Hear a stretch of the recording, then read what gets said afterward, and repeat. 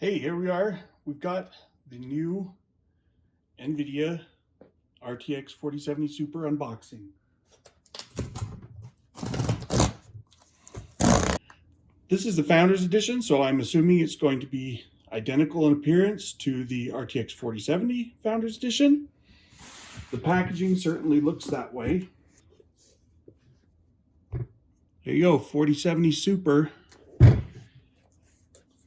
Got the tear tabs on the sides. So basically the same.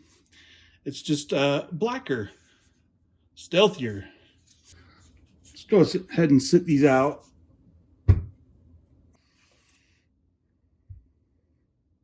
There you have it. The old 4070, the new 4070 Super, but you can't really see the logo anymore. And then the 4060 Ti. Dimensions are identical.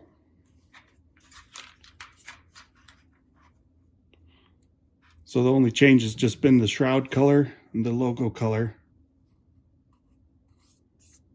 Still have the same old triple DisplayPort 1.4a and a single HDMI 2.1. The Nvidia RTX 4070 Super unveiled today. It will straddle the line between the 4070 and the previous 4070 Ti, but should land closer to the 4070 Ti because it has about 20% more shaders than the 4070, which is almost to the same level as the 4070 Ti. The 4070 Ti used the complete AD103 chip, and the 4070 Super, I will have to check, but uses a few less streaming multiprocessors, and so just slightly lower performance.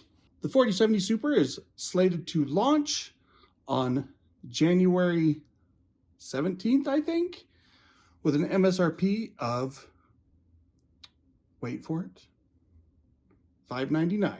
So it takes over the price point of the existing 4070, and Nvidia is keeping the 4070 around, but dropping the MSRP down to $549, so $50 cheaper.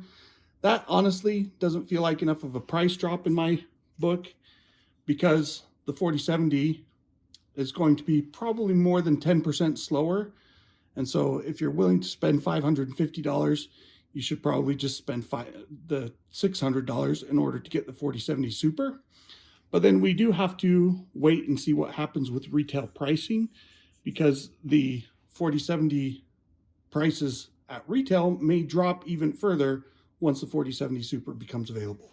We'll have the full review on Tom's Hardware in the coming weeks. Hope you have a great CES.